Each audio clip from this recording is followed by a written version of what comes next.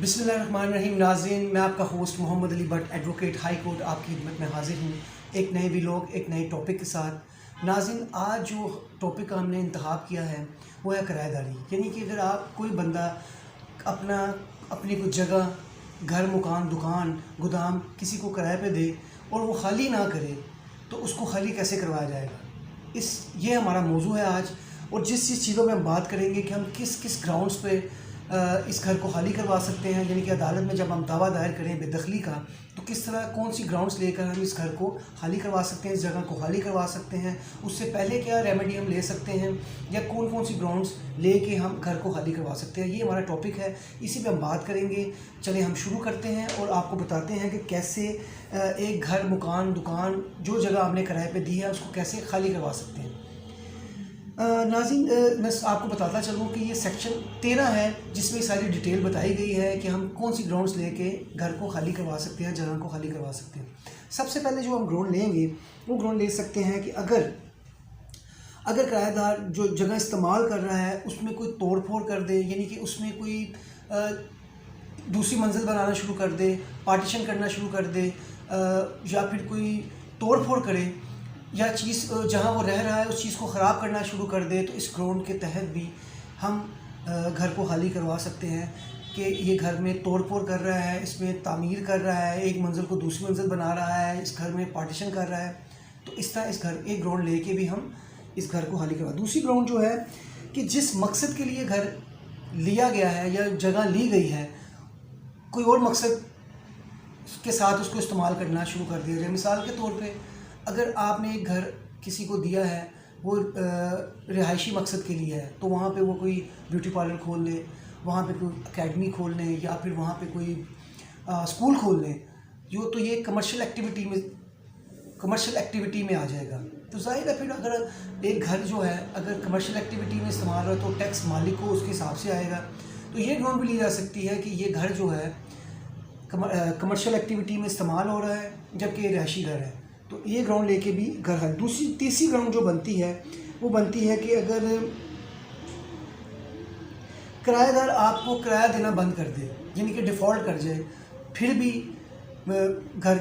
खाली करवाया जा सकता है। ये ग्राउंड ली जा सकती है कि ये घर रेंट पे दिया गया था और इसका जो ये किराएदार है वो किराया देना बंद कर दिया है, उसने वो किराया नहीं दे रहा, तो ये हमें अपना घर खाली चाहिए। ये ग्राउंड भी ली जा सकती है। चौथी ग्राउंड जो है वो है कि अगर आपके एग्रीमेंट की मियाद ख़त्म हो जाए, मिसाल के तौर पे आपने 1 साल के लिए घर रेंट पे दिया था, दुकान रेंट पे दी थी, गोदाम रेंट पे दिया था, अगर आपका 1 साल का मुआहदा ख़त्म हो गया है, तब भी ये आप कह सकते हैं कि मज़ीद हम अपना एग्रीमेंट एक्सटेंड नहीं करना चाहते, लिहाजा आप हमारा घर खाली कर दें। अच्छा, 5वीं ग्राउंड जो है वो है अगर आपने कोई एग्रीमेंट किया। ज़ाहिर है जब आप किसी को घर देते हैं तो एग्रीमेंट तो किया जाता है, जिसको हम रेंट डीड कहते हैं। तो जब वो एग्रीमेंट की कोई शिक की वायलेशन करे अगर किराएदार, तब भी हम ग्राउंड लेके इस घर को खाली करवा सकते हैं, उस जगह को खाली करवा सकते हैं। फॉर एग्ज़ाम्पल, जैसे मैंने आपको ऊपर जिक्र किया कि एग्रीमेंट में लिखा होता है कि कोई किसी किस्म की वो घर में, जगह में तब्दीली नहीं करेगा, कोई तामीर नहीं करेगा, कोई तोड़ फोड़ नहीं करेगा, ये जिस मकसद के लिए दिया गया है उस मकसद के लिए इस्तेमाल करेगा। अगर इन बताई हुई शिकों में से कोई शिक की वायलेशन करे किराएदार, तो आप ये ग्राउंड लेते हुए भी घर खाली करवा सकते हैं, जगह खाली करवा सकते हैं। अच्छा, एक से देखा गया है कि किराएदार जो अपने मालिक को उस घर का विज़िट करने से रोकते हैं कि आप हमारे घर ना आएँ, तो मालिक का राइट है कि वो अपने किराएदार को बताकर,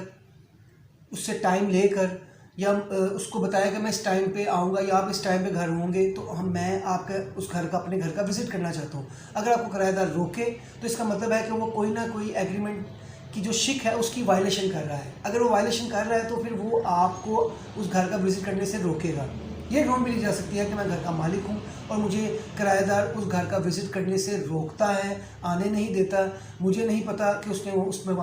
घर में, उस जगह पर उसने क्या तोड़ फोड़ की है, उसमें कोई पार्टीशन तो नहीं की, कोई उसमें कमर्शियल एक्टिविटीज़ तो नहीं कर रहा, या कोई नाजायज़ काम तो नहीं कर रहा। लिहाजा इस ग्राउंड को लेते हुए भी घर को या जगह को खाली करवाया जा सकता है। अच्छा, ایک سب سے بڑی جو سوال پوچھا جاتا ہے نا وہ یہ ہوتا ہے کہ مثال کے طور پر یہ بہت بڑی گراؤنڈ ہے یہ خالی کروانے کے لیے، کہ مثال کے طور پہ اے نے بی کو گھر رینٹ پہ دیا، بی نے آگے سی کو دے دیا، تو یہ معاہدے کی وائلیشن ہے، یہ قانون کی وائلیشن ہے۔ جس کو کرائے کے لیے دیا گیا ہے وہی وہ اس جگہ کو استعمال کر سکتا ہے، وہ آگے کسی کو کرائے پر نہیں دے سکتا۔ یہ مالک کا کام ہے کہ وہ کرائے پہ دے، آگے کرایہ دار کسی کو کرائے پر نہیں دے سکتا۔ تو یہ سب سے بڑی وائلیشن ہوتی ہے جو اکثر ہمارے ملک میں دیکھا گیا ہے۔ تو یہ گراؤنڈ لیتے ہوئے بھی گھر کو خالی کرایا جا سکتا ہے۔ اچھا بات اب کرتے ہیں کہ ہم کیسے کرائے ان گراؤنڈ کو لیتے ہوئے سب سے پہلے ہم نے کیا کام کرنا ہے۔ دیکھیں آپ کسی بھی وکیل کے پاس جائیں، اپنے لائر کے پاس جائیں، وہ اپنی طرف سے ایک لیگل نوٹس آپ کے کرایہ دار کو دے گا جس میں وہ ساری تفصیل بیان کرے گا کہ کس وجوہات کی بنا پر وہ گھر خالی کروانا چاہتے ہیں، مکان خالی کرانا چاہتے ہیں، گودام ہے، وہ جگہ ہے، جو بھی ہے اگر وہ اپنے رینٹ پہ دی ہوئی ہے، کس وجوہات کی بنا پر خالی کروانا چاہتے ہیں، اس لیگل نوٹس میں سارا کو ڈال دے گا، اس سارا کو لکھ دے گا۔ یہ وکیل کی طرف سے جاتا ہے۔ اس کے بعد اگر پھر بھی کرایہ دار وہ جگہ خالی نہ کرے تو پھر ہم عدالت میں بے دخلی کا ایک دعویٰ دائر کرتے ہیں، جس میں یہ مذکورہ جو میں نے بالا آپ کو بتائی ہیں جو بھی گراؤنڈس ہیں، جو بھی گراؤنڈس دیتے ہوئے ہم گھر جگہ خالی کروا سکتے ہیں، جو عدالت میں بتانی پڑتی ہے کہ ان وجوہات کی بنا پر ہم یہ گھر یا جگہ خالی کروانا چاہتے ہیں۔ ناظرین، میں امید کرتا ہوں کہ اس ویڈیو سے آپ کو کافی کچھ سیکھنے کو ملا ہوگا اور آپ کے نالج میں اور کافی اضافہ ہوا ہوگا، قانون کے بارے میں کچھ نہ کچھ آپ کو سیکھنے کو ملا ہوگا۔ جاتے جاتے میں آپ سے یہ ریکویسٹ کرتا ہوں کہ ہمارے چینل کو سبسکرائب کریں، ہماری ویڈیوز کو لائک کریں